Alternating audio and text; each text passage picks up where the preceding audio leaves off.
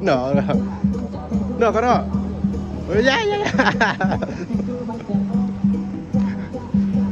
lên đâu ơi giờ bọn đâu lối mà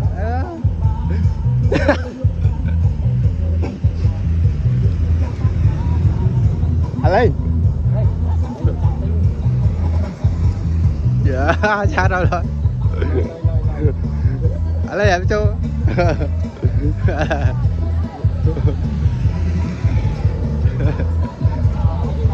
nó có đâu xa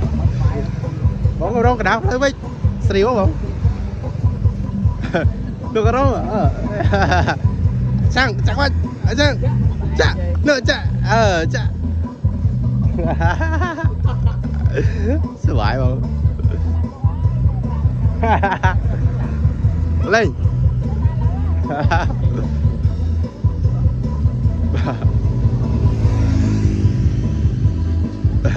bạn đấy bảo bạn